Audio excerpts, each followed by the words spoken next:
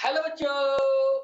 बच्चों आइए आज स्टार्ट करते हैं नेक्स्ट टॉपिक जो कल हम लोगों ने स्टार्ट किया था, यानी इलेक्ट्रिक फील्ड देखा था।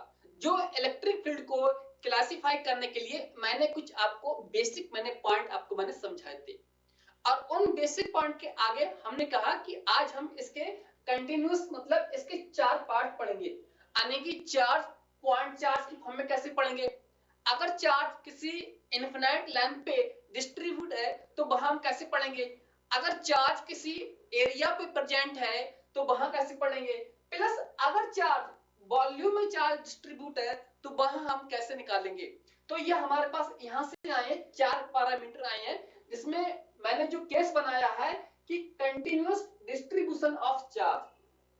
पहला है ड्यू टू स्मॉल एलिमेंट, जैसे मान लिया मैंने इसको पॉइंट चार्ज मैंने मान लिया है, ठीक है। ये अब इसका केस हम लोग कल ऑलरेडी डिस्कस कर चुके थे पिछले लेक्चर में।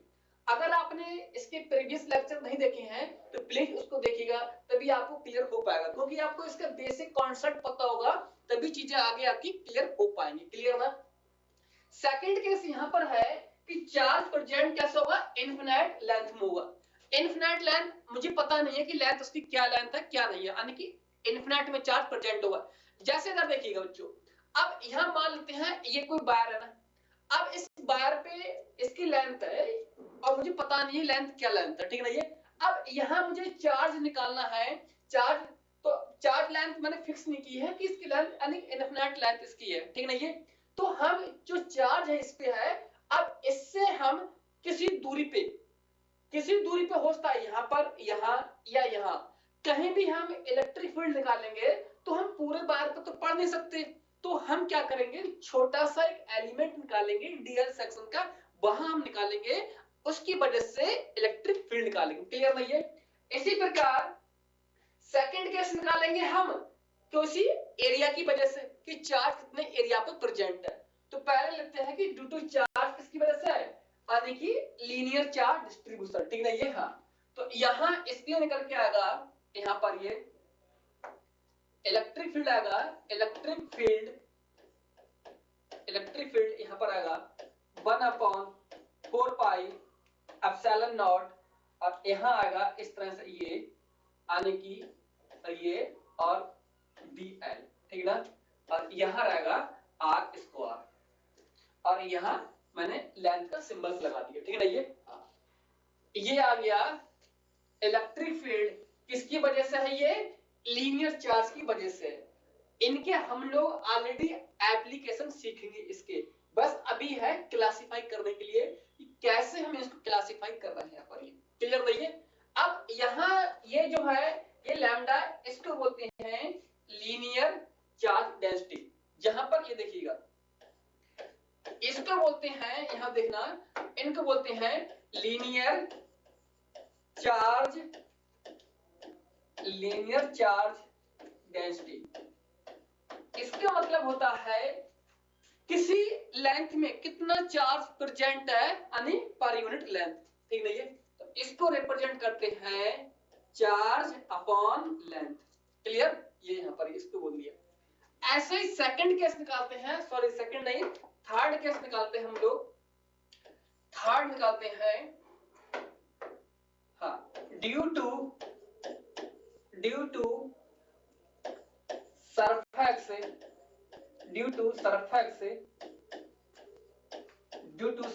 Charge density. Surface charge density. अब सरफेक्स आ गई है तो यहां डिफाइन करना पड़ेगा मुझे, यानी कि एरिया को डिफाइन करना पड़ेगा कि किसी यूनिट एरिया में कितना चार्ज डिस्ट्रीब्यूशन है। क्लियर। तो इस केस में जो इलेक्ट्रिक फील्ड आएगी वो इलेक्ट्रिक फील्ड हमारी ये आएगी, यहां पर ये 4 पाई एप्सिलॉन नॉट, और यहां पर आएगा यहां पर सिग्मा, और यहां डी ए। क्लियर। और सरफेक्स तो मैं इसको एस लिख दे रहा हूं, ठीक है ना ये। हाँ, और यहां आर स्क्वायर। तो ये क्या गई इलेक्ट्रिक फील्ड किसकी वजह से आ गई है, सरफेक्स चार्ज डेंसिटी। इसको सिग्मा से रिप्रेजेंट करते हैं। इसका भी हम लोग पूरा एप्लीकेशन आगे सीखेंगे नेक्स्ट, ठीक है ना ये। हाँ, तो यहां इसको क्या बोलते हैं, यहां पर ये सिग्मा को बोलते हैं सरफेस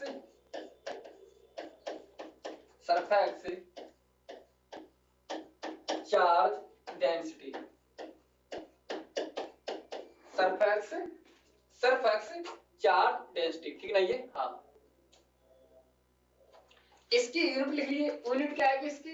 इसकी यूनिट आएगी यहां पर, क्या आएगी? Coulomb upon metre. Linear charge density की जो यूनिट होती है, क्योंकि कूलम्ब और लेंथ की मीटर, ठीक है ये। इसी प्रकार यहां जो चार्ज प्रेजेंट होगा वो होगा Q अपॉन एरिया, यानी डीए का मतलब होता है स्मॉल एरिया, ठीक है ये।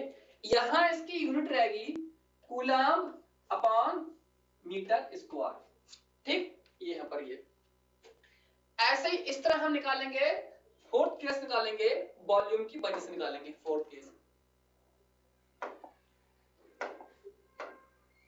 केस यहां पर आएगा, वॉल्यूम की वजह से आएगा, due to volume charge density, due to volume charge density. मतलब किसी यूनिट वॉल्यूम में कितना चार्ज डिस्ट्रीब्यूशन है, यानी कितना चार्ज बिखरा हुआ है किसी यूनिट वॉल्यूम में। तो यहां निकालोगे इलेक्ट्रिक फील्ड आएगा 1/4 पाई एप्सिलॉन नॉट, और यहां निकालोगे रो और डीवी और आर स्क्वायर, और यहां वॉल्यूम लिख दिया मैंने, ठीक है ना ये। हाँ, रिप्रेजेंट करने के लिए, ताकि वॉल्यूम के रिस्पेक्ट में पढ़ रहे हैं, ठीक है ना ये। यहां जो रो है इसको बोलते हैं, रो को लिखना है पर, ये इसको बोलते हैं हम लोग volume charge density, volume charge density. तो इसका वैल्यू क्या आएगी? कितना चार्ज प्रेजेंट है यानी यूनिट वॉल्यूम में। तो इसकी यूनिट लिख दोगे कूलम्ब अपॉन मीटर क्यूब, ठीक। ये इसकी क्या है? यूनिट हो गई यहां पर ये। तो ये जो मैंने बताए हैं ये क्या है? इनके क्लासिफिकेशन है कि कैसे हम यूनिट लेंथ कैसे पढ़ेंगे, प्लस अगर कोई चार्ज सरफेस पे प्रेजेंट है तो हम कैसे पढ़ेंगे। अगर चार्ज ना तो लेंथ पे है, ना सरफेस पे है, ना तो कहीं पॉइंट पे है, मतलब चार्ज पूरी बॉडी पे बिखरा हुआ है, तो उसके लिए हम लोग पढ़ेंगे यानी कि वॉल्यूम चार्ज डेंसिटी, इस फॉर्म से निकालेंगे। और इनका जो एप्लीकेशन आएगा, एप्लीकेशन यानी कि हम पढ़ेंगे जब ड्यू टू स्फीयर पढ़ेंगे, या due to linear charge density ring पढ़ सकते हैं हम लोग, तो वहां इनका यूज होगा, जो कि अपन को ये चीजें पता होना चाहिए। क्लियर नहीं है? हाँ, इतने मैंने यहाँ पर चीजों को क्लियर कर दिया। और मैंने पिछले लेक्चर में मैंने आपको बताया था कि सुपरपोजिशन प्रिंसिपल, इसका जो मैंने यूज करवाया था, मैंने पूरा देखे वेक्टर की बेस पे ये जो मैंने आपको 4-5 सवाल मैंने कूलम्ब फोर्स पे करवाए थे, प्लस अब इसका जो यूज करवाऊंगा मैं, वहां करवाऊंगा इलेक्ट्रिक फील्ड में कैसे इस पे क्वेश्चंस बनते हैं, और आपके एग्जाम में सवाल आए भी हैं। तो सबसे पहले आपको ये डिफाइन करना पड़ेगा इनको एप्लीकेशन सीखने से पहले कि नल पॉइंट किसको बोलते हैं। नल पॉइंट क्या है, या इसको बोलते हैं इंग्लिश में, यानी कि एक वर्ड होता है निल, और निल का मतलब होता है अब्सेंस, मतलब वो चीज वहां पर नहीं है, या है भी तो बहुत ही निग्लेबल है, यानी 0% आप लोग बोल सकते हैं, यानी कि अब्सेंस। तो उस फॉर्म को रिप्रेजेंट करने के लिए एक लफ्ज यूज करते हैं जिसको बोलते हैं नल, यानी नल पॉइंट, ठीक है ये। तो आइए जानिए कि नल पॉइंट किसको बोलते हैं, लिखना स्ट्रिक्टली।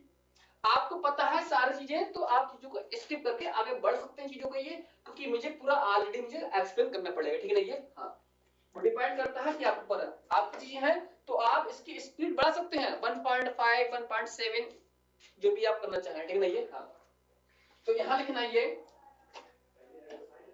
यहां लिखना ये कुछ चीज अगर है लिखना, points to remember, point to remember, points to remember, remember मतलब हमको यहां पर जो पॉइंट बेसिक पॉइंट है उस पॉइंट को डिफाइन करना है, points to remember.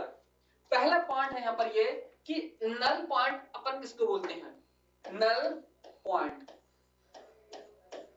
Null point.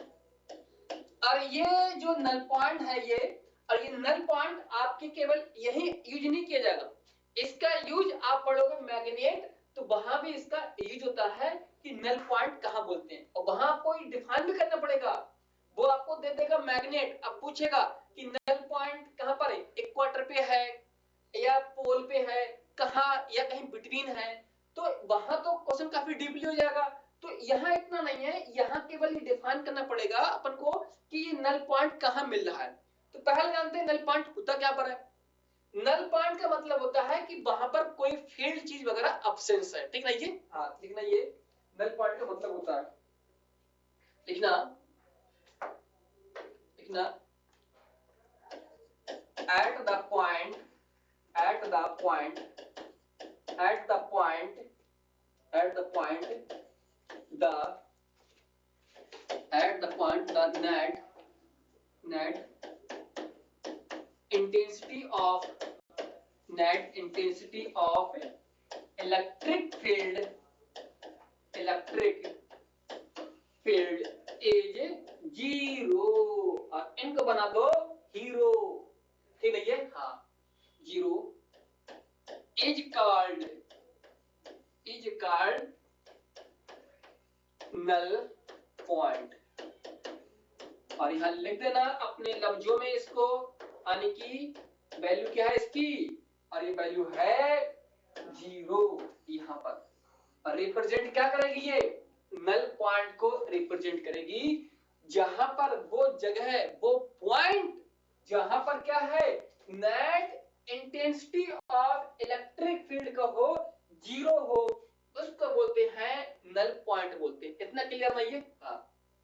तो अब ये नल पॉइंट हो गए, तो अब नल पॉइंट अपन को ढूंढना चाहिए कि नल पॉइंट कहां मिलेगा। या दो चार्ज रखे हैं उनके बीच में होगा, या चार्ज के आइदर साइड होगा। तो अपन को इसका भी मैं एक रूल बता रहा हूं, यहाँ पर ये देखना, ये रूल क्या चीज है पर, ये बहुत ही बेसिक चीज यहाँ पर है।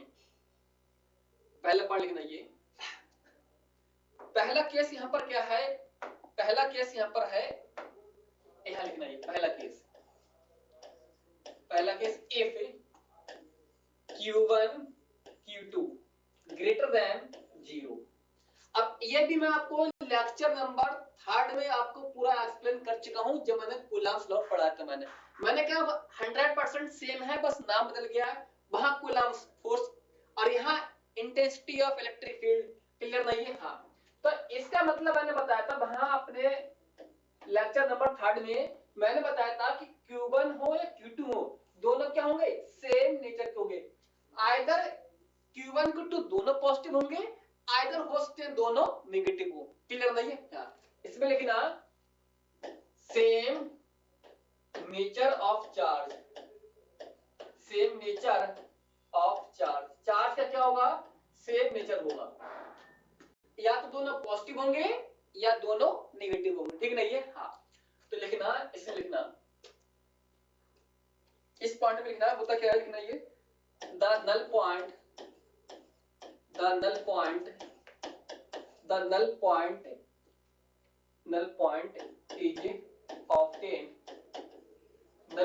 is obtained at the line joining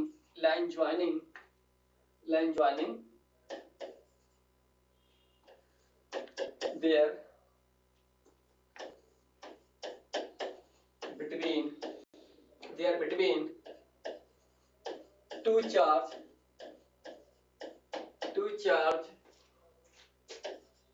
at any point। समझिए मतलब क्या इसका, ठीक नहीं है, हाँ। पहले अपने लफ्जों में इसको बंद कर लेना कि इसका मतलब होता है, यानी कि सेम नेचर ऑफ चार्ज, जब इस फॉर्म में आएगा, क्योंकि आपके एग्जाम में पूछा हुआ है ये कि जब ऐसे चार्ज होगा तो या तो Q1 Q2 दोनों नेगेटिव होंगे या दोनों पॉजिटिव होंगे, क्लियर नहीं है, हाँ। तो इसमें मैंने ये लिख दिया चीजों को। अब बताना है कि ये नल पॉइंट इसमें जो है नल पॉइंट कहां पर होगा, यहाँ इस पे टी वाला लिख देना है, पर टी नल पॉइंट। तो आप देखते हैं यहाँ पर क्या है, मैंने Q1 लिया मैंने यहाँ पर, और मैंने यहाँ Q2 मैंने A ले लिया, ठीक है ना। ये यहाँ देखिएगा, अब मुझे ये डिफाइन करना है कि इलेक्ट्रिक फील्ड नेट जीरो यहां होगी क्या, यहां जीरो होगी, क्लियर ना। ये आइए जानते हैं हमको ये पॉइंट जो लिखे हैं ये रूल फॉलो कर रहा है या नहीं कर रहा है, अप्लाई करके देखते हैं। यहाँ पर देखिएगा, मैंने पॉइंट माने एक पॉइंट माने P मैंने यहां मान लिया, अब एक पॉइंट माने P मैंने यहां मान लिया, ठीक है ये। हाँ, बाद में हम कर लेंगे कि हमारा सही कौन सा, ठीक है ये। हाँ, अब आपको पता होगा, यहां देखिएगा ये Q1 है, अब ये Q1 है, इस Q1 चार्ज की वजह से यहां जो इलेक्ट्रिक फील्ड निकालेंगे वो निकालेंगे अवे, यहां से अवे, तो इसकी वजह से इलेक्ट्रिक फील्ड यहां पर जाएगी ये, तो मैंने इसको बोल दिया, मैंने E1 बोल दिया। अब ये चार्ज पॉजिटिव है, अब ये भी पॉजिटिव है, ये पॉजिटिव, और इस पॉजिटिव की वजह से फील्ड यहां निकाली तो फील्ड अवे होती है। ये लेक्चर नंबर पिछले मैंने बताया कि चार्ज पॉजिटिव होगा तो उससे फील्ड अवे जाती है, नेगेटिव होता है अगर कोई चार्ज तो उसकी तरफ आती है, और ये पॉजिटिव है तो फील्ड इससे अवे जाएगी यहाँ पर, तो इनकी वजह से फील्ड ये आएगी यहाँ पर, E2 बोल दिया गया। इतना क्लियर। तो आप देखोगे और पाओगे, जानोगे कि ये फील्ड और ये फील्ड इसको कैंसिल कर देगी अगर इनका नेचर क्या हुआ, इसका मैग्नीट्यूड और इसका मैग्नीट्यूड बराबर हुआ, क्लियर। हाँ, तो इसलिए यहां पर क्या रहेगी, जो नेट फील्ड रहेगी यहां पर वो रहेगी जीरो रहेगी। तो नल पॉइंट कहां मिलेगा, नल पॉइंट यानी Q1 या Q2 दोनों चार्ज के बीच में मिलेगा। आप यहां देखोगे, यहां देखें, कहीं भी आप देख सकते हैं। अब यहां देखिएगा कि यहां फील्ड जीरो क्यों नहीं है, यहां पर इस Q2 है, Q2 की वजह से फील्ड निकालोगे यहां पर तो फील्ड अबे जाएगी, यहां पर E2 जाएगी, क्लियर। Q1 है, इसकी वजह से फील्ड अबे जाएगी, ये भी पॉजिटिव है, तो यहां इसकी वजह से फील्ड एक फील्ड ही आ गया। पता ये चला कि Q1 और Q2 दोनों की वजह से जो फील्ड है वो कैंसिल नहीं हो रही है बल्कि यहाँ ऐड हो रही है, क्लियर ना। इसलिए यहाँ हम नल पॉइंट यहाँ पर ऑब्टेन नहीं कर सकते हैं, कहां करेंगे ऑब्टेन, यहां करेंगे। इतना क्लियर नहीं है, इसीलिए साफ लफ्जों में मैंने लिख दिया गया है कि null point is obtain at the line joining, मतलब इस लाइन ज्वाइनिंग कहीं पर भी there between two charge at any point, इन दो चार्ज के बीच में नल पॉइंट कहीं भी मिल सकता है, क्लियर नहीं है। और इस पे क्वेश्चंस आपके एग्जाम में काफी क्वेश्चंस आते हैं, क्लियर नहीं है। तो कहां मिलेगा, यहां मिलेगा, पहला पॉइंट यहां पर ये। दूसरा केस लेते हैं, यहां पर देखना, ये दूसरा केस क्या है, यहां पर ये दूसरा यहां पर है कि इफ Q1 और Q2 लेस देन 0, अब लेस देन 0 हो गया, इसका मतलब ये है कि एक चार्ज पॉजिटिव होगा और एक चार्ज नेगेटिव होगा, या तो ये पॉजिटिव होगा ये नेगेटिव होगा। इतना क्लियर नहीं है, तो मैं यहां लिख दे रहा हूं कि both the charge is opposite in nature,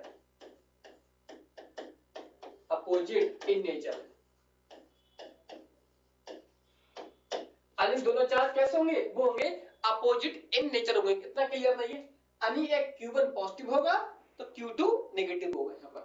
तो अब यहाँ पर जो नल पॉइंट होगा वो कहां पर ऑब्टेन होगा, लिख लीजिए नल पॉइंट कहां पर होगा, लिख लीजिए null point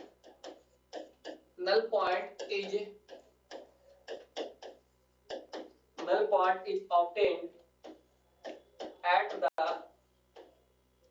null point obtained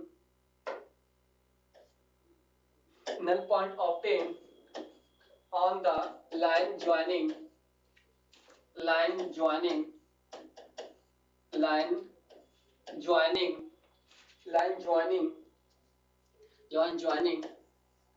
two charge two charge on either side of two charge.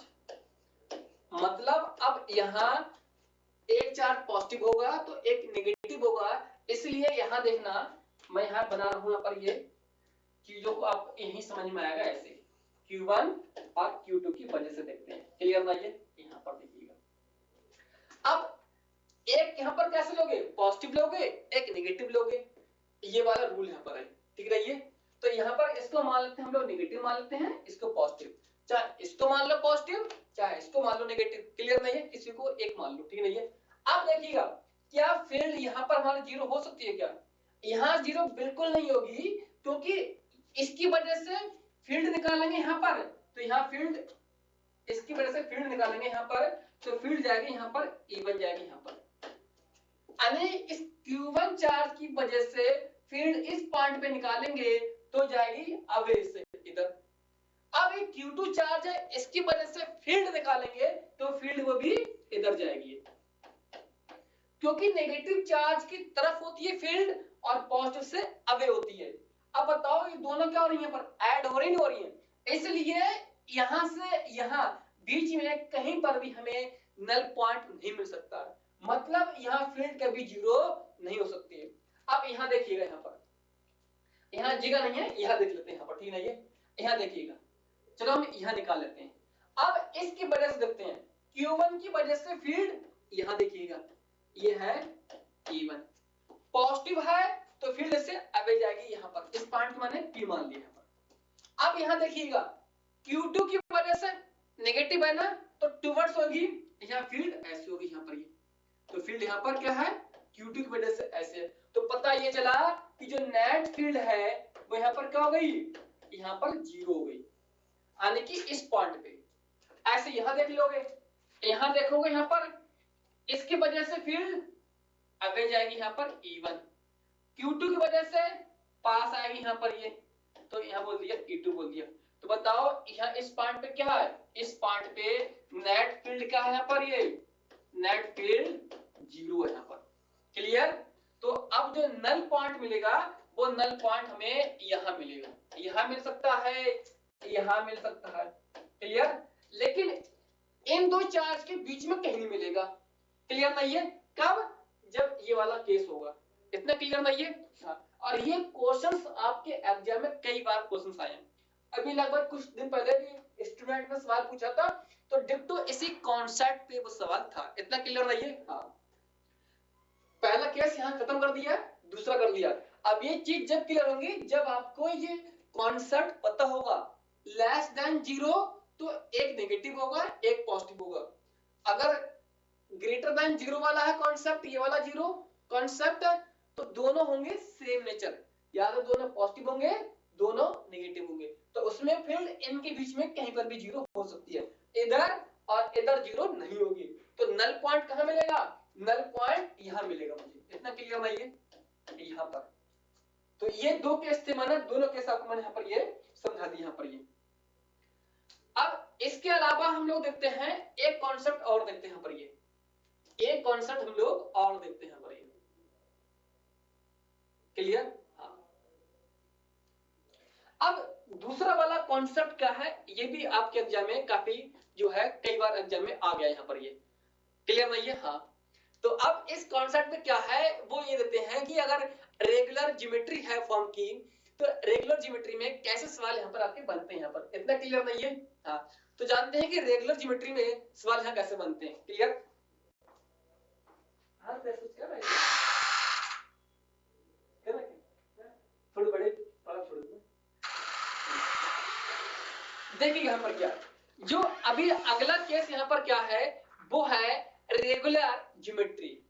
अगर रेगुलर ज्योमेट्री होगी तो यहाँ पर हम लोग कैसे केस बनाएंगे, इतना क्लियर नहीं है? जानिएगा रेगुलर ज्योमेट्री में पर ये, और आपके एग्जाम में ये कई बार सवाल यहाँ से आई सवाल है रेगुलर ज्योमेट्री में। लेकिन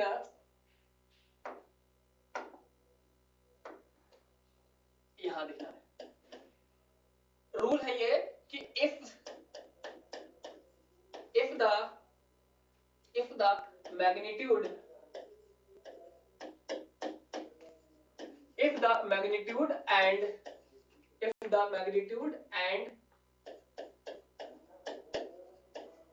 nature of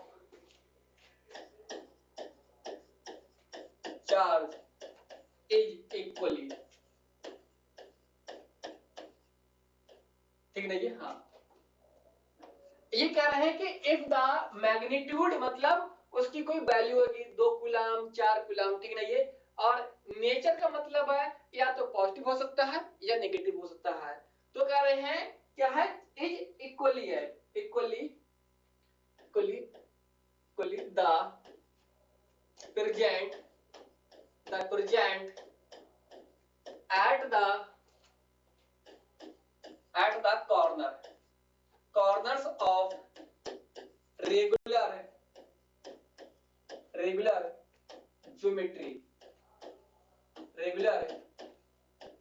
geometrically structure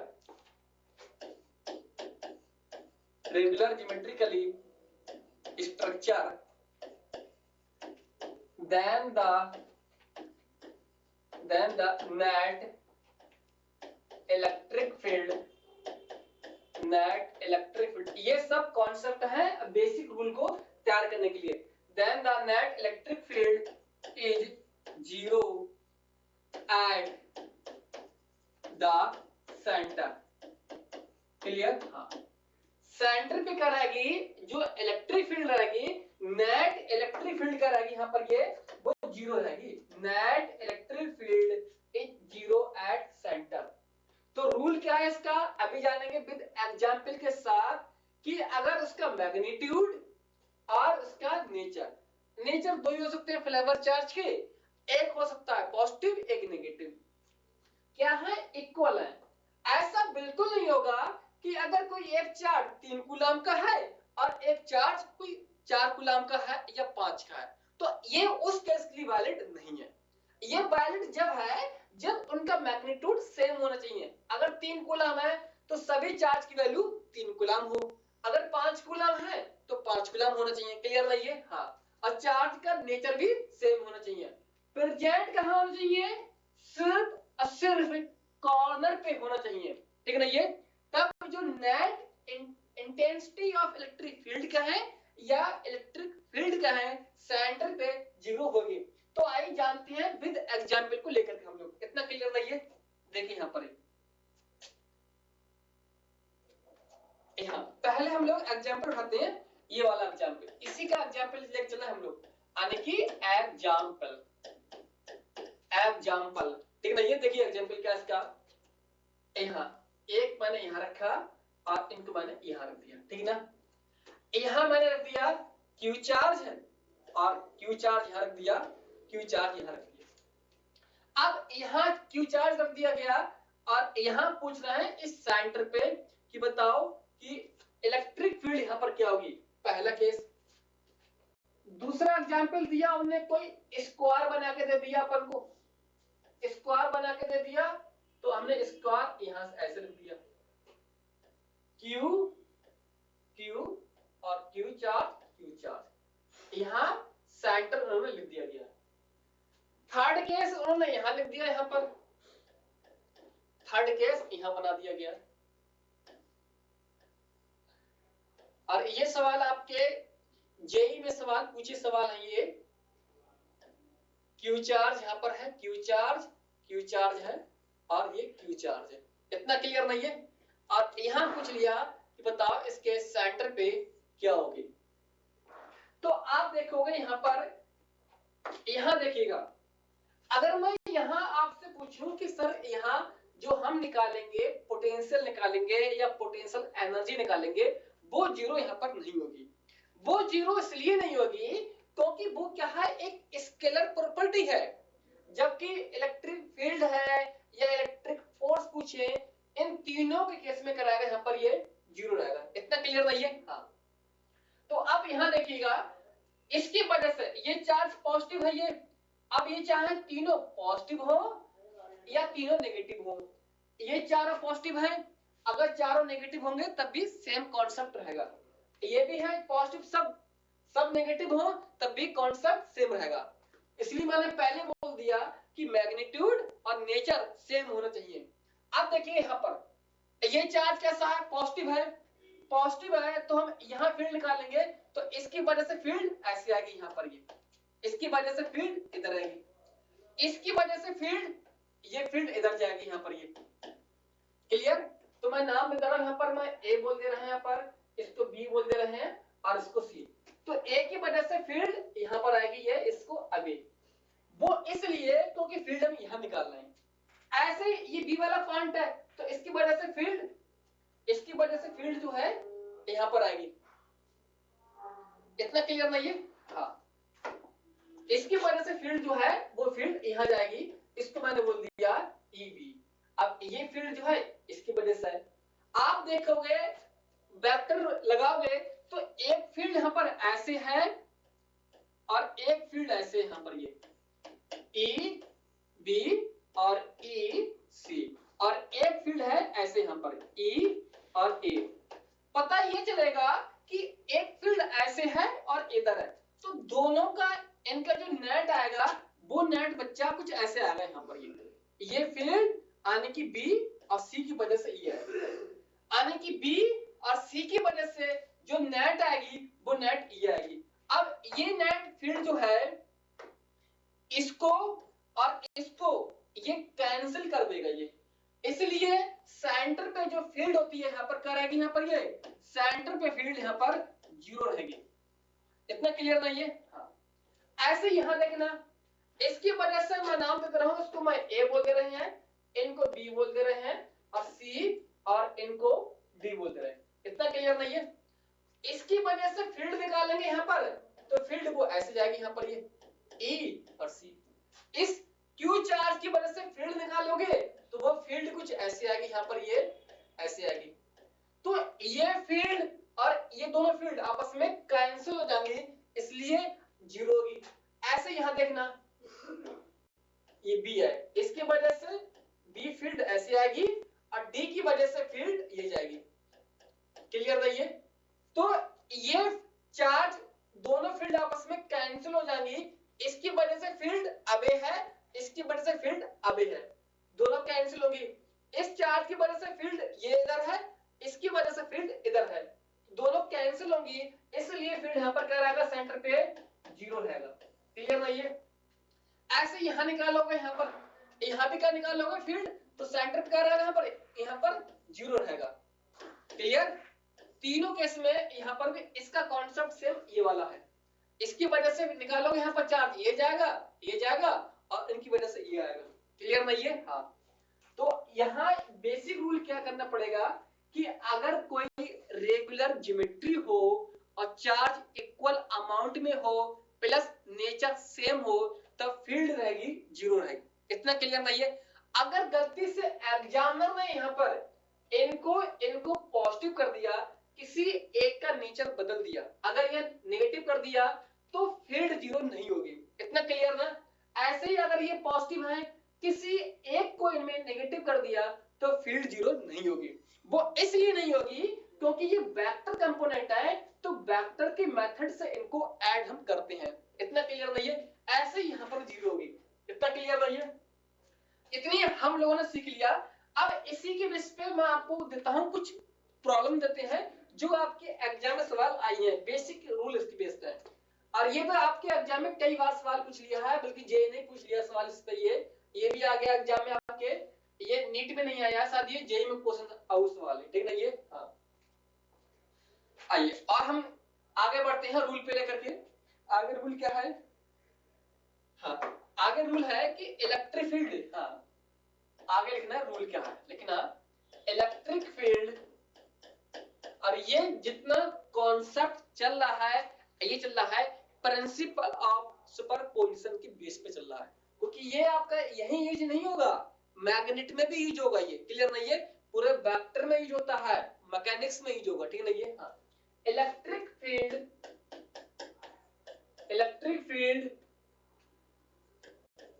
in the form of vector। देखिएगा यहां पर कैसे निकालते हैं हम लोग। मैं एक दें क्वेश्चंस दें आप, ठीक है। ये क्वेश्चंस क्या है कि जैसे यहाँ पर अगर ये Q1 चार्ज प्रेजेंट है प्लस Q1 चार्ज यहाँ पर है प्लस Q2 चार्ज प्रेजेंट ये है यहाँ पर, ये चीजों को समझ लेना अच्छे से क्या। अब ये चार्ज है, अब वो पूछ रहे हैं कि बताओ इस वाले पॉइंट पे यानी कि P वाले पॉइंट पे बताओ कि इलेक्ट्रिक फील्ड क्या होगी। Q चार्ज Q1 ये है और Q2 ये, और उन्होंने बोल दिया कि यहां से यहां तक की जो दूरी है वो दूरी क्या है, y दूरी है। यहां से यहां तक की दूरी क्या है, x दूरी है। इतना क्लियर नहीं है। अब पूछ लिया कि find electric field point P। P point पे इलेक्ट्रिक फील्ड क्या होगी, इस P वाले पॉइंट पे क्या होगी, ठीक है ना। ये तो P को मैं थोड़ा उठा के इनको है नीचे करते हैं, ठीक है ना। ये हाँ, इसको थोड़ा हम यहां करते हैं P को, क्लियर ना ये। हाँ, अब देखिएगा यहां देखिएगा, ऐसे आपके एग्जाम में जो है ये सवाल बन के आ गया कि एक चार्ज Q1 दो दिया कि इस Q1 चार्ज की P पॉइंट तक की दूरी कितनी है, y दूरी है।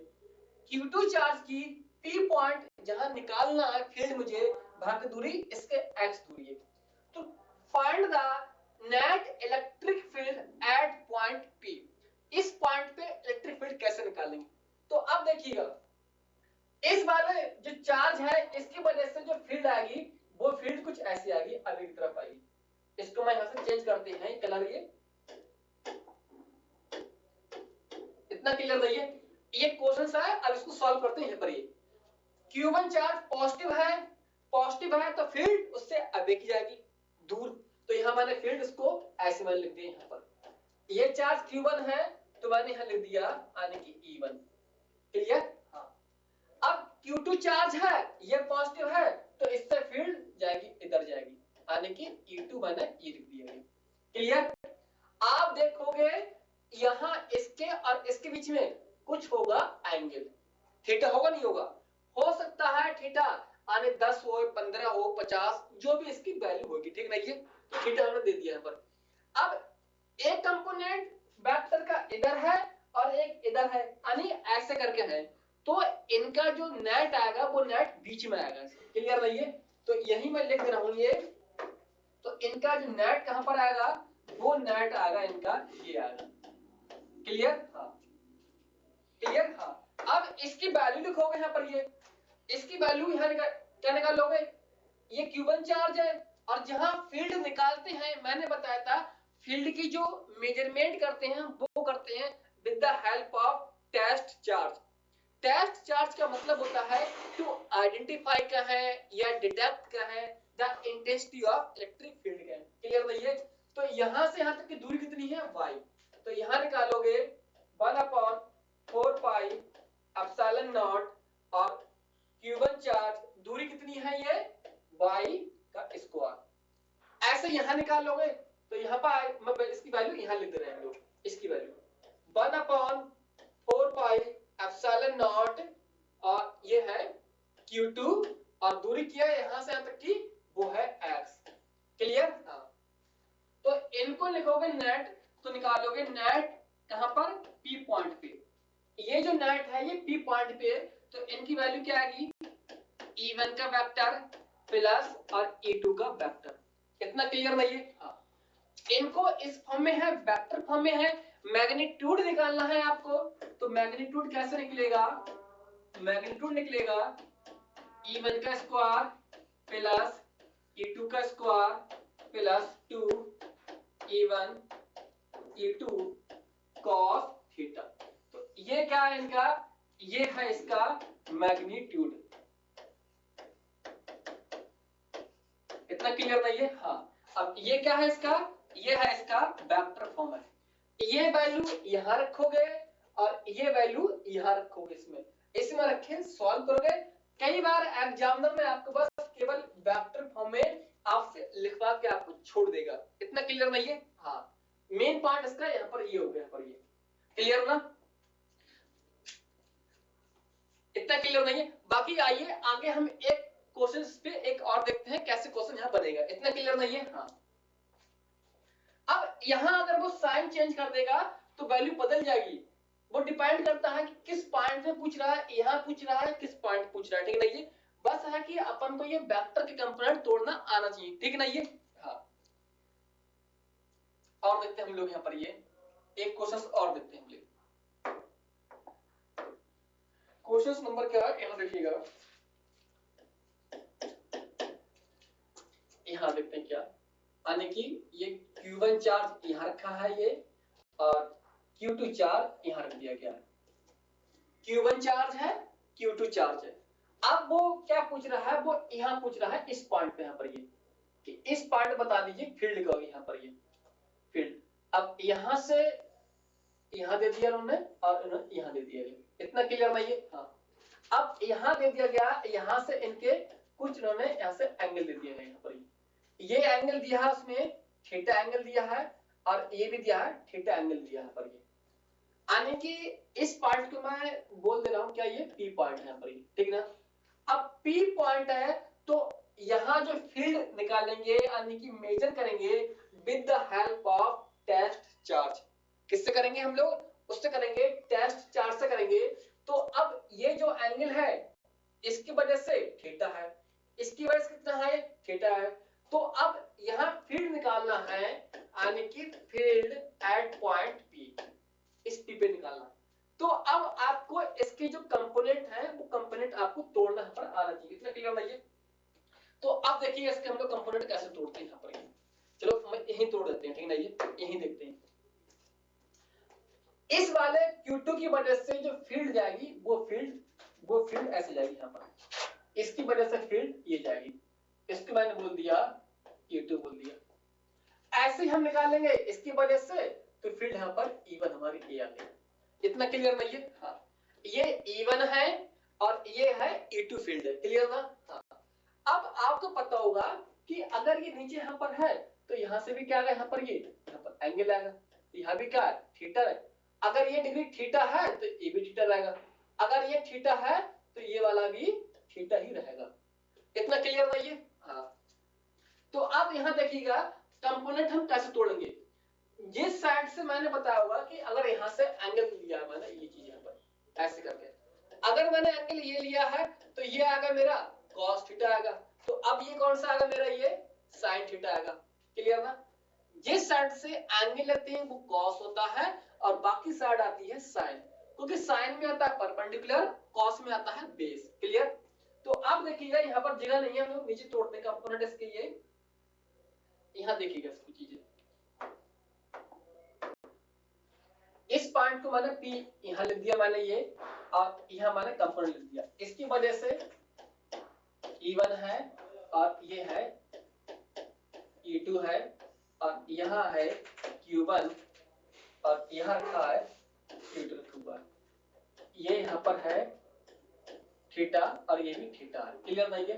हाँ, अब देखिएगा यहाँ अगर ये डिग्री थीटा है तो ये वाला एंगल कितना रहेगा, थीटा। अगर ये थीटा है तो ये भी क्या रहेगा, थीटा रहेगा। जिस साइड से एंगल लेते हैं, ये फील्ड कौन सी है, E2 है। अब E2 की वजह से हम Q2 चार्ज है, ये Q1 चार्ज है, तो इसकी वजह से जो एंगल तोड़ेंगे हम, कितना एंगल आएगा, वो थीटा रहेगा। तो एक कंपोनेंट मेरा ये आएगा E2 cos थीटा। ऐसे ही ये वाला चार्ज है, इसका हम, ये वाला फील्ड है, इसका इस एक्सिस से एंगल है, तो उसको भी तोड़ देंगे, एक हम तोड़ देंगे E1 cos थीटा। अब इस वाले को देखना, एक कंपोनेंट मैंने तोड़ दिया E2 cos थीटा, तो ये वाला कौन सा आएगा, ये आ जाएगा E2 sin थीटा आएगा। ऐसे ये देखना, अब इसका मैंने ये तोड़ दिया, मैंने इस साइड से cos ले लिया, तो इस साइड से क्या आ जाएगा, E1 sin थीटा आ जाएगा, इतना क्लियर नहीं है। हाँ, फिर देखना ये कि अगर ये वाला एंगल थीटा है तो ये भी थीटा रहेगा, अगर ये थीटा है तो ये भी थीटा रहेगा। Q2 की वजह से फील्ड अवे है तो ये मैंने A2 लिख दिया। अब E2 को तोड़ोगे कंपोनेंट, अब थीटा डिग्री है, जिस साइड से एंगल लेते हैं वो आता है cos, तो E2 cos लिख दिया। इस एंगल वाली थीटा के परपेंडिकुलर साइड वो होती है sin, तो मैंने sin लिख दी यहाँ पर ये। अब देखते हैं Q1 की वजह से, थीटा है, थीटा ये भी रहेगा। तो अब इसके कंपोनेंट तोड़ोगे, जिस साइड से एंगल लेते हैं वो मैंने लिख दिया cos यानी E1 cos थीटा, इसके परपेंडिकुलर साइड एंगल के मैंने लिख दिया sin E1 sin थीटा। अब हम जानते हैं Q1 Q2 की वैल्यू क्या है, सेम वैल्यू मान लेते हैं। तो अब ये हॉरिजॉन्टल कंपोनेंट है, ये क्या होंगे, कैंसिल हो जाएंगे, और वर्टिकल कंपोनेंट क्या होंगे, ये ऐड हो जाएंगे। क्लियर ना, ये ऐड हो जाएंगे यहाँ पर। तो आइए हम लिखते हैं यहाँ पर, फिर देखते हैं। लेकिन horizontal component, horizontal component cancel, यानी ये कैंसिल होते हैं, यानी कि लिख सकते हैं हम लोग, यानी कि E1 sin थीटा और equal to E2 sin theta. तो क्या होंगे, ये आपस में हो जाएंगे, ये कैंसिल हो जाएंगे। ठीक ना, ये हाँ सही लिख देना, नहीं कैंसिल्ड, ठीक ना ये हाँ। लेकिन वर्टिकल कंपोनेंट कैसे होंगे, ये वर्टिकल कंपोनेंट होंगे add, vertical component R add. ये ऐड इसलिए होंगे क्योंकि दोनों सेम डायरेक्शन में ऊपर की तरफ है। ये कैंसिल इसलिए हो गए, एक इधर है और एक इधर है, ठीक। तो अब यहाँ पर क्या होगा, दोनों ऐड हो जाएंगे, तो E1 cos theta plus E2 cos theta. Clear. तो यहां मैंने मान लिया क्या, नेट मान लो, यानी P वाले पॉइंट पे। क्लियर। लेकिन इफ अगर E1 और इक्वल टू E2 हम क्या मान लें, इनको हम अगर E मान लें, ठीक ना, ये E1 और E2 को बराबर मान लें, E मान लें, तो क्यों दोनों ऐड हो जाएंगे ये। तो नेट फील्ड हमारी P वाले पॉइंट पे आएगी, E cos theta plus E cos theta. तो ये हो जाएगी 2E cos थीटा। तो P वाले पॉइंट पे कितनी फील्ड आ गई, 2E cos थीटा। ये हमारा क्या आ गया, आंसर हमारा आ गया। इतना क्लियर। हाँ, फिर देखना इसको, ये दोनों यहाँ पर क्या होंगे बच्चों, यहाँ पर यहाँ से देखना, ये दोनों कैंसिल होंगे यहाँ पर, ये अब ये दोनों हो जाएंगे ऐड, दोनों ऐड हो जाएंगे ये। तो ऐड करके मैंने नीचे लिख दिया गया है यहाँ पर, ये इसलिए मैंने ऐड कर दिए हैं। ये दोनों कैंसिल होगा, यहाँ पर ये कैंसिल होगा, ये वर्टिकल कंपोनेंट ऐड हो गए, तो मैंने दोनों को ऐड कर दिया। मैंने मान लिया कि E1 E2 वैल्यू क्या है, E है, तो दोनों को ऐड करोगे, यहाँ पर क्या आ जाएगा, ये 2E cos थीटा। क्लियर। तो बस आपका जो आंसर है P पार्ट पे कितना होगा, ये 2E cos थीटा होगा। ठीक है स्टूडेंट, तो बस आज के लिए इतना काफी है। बाकी मिलते हैं नेक्स्ट लेक्चर में नए मूड के साथ। तब तक के लिए अपना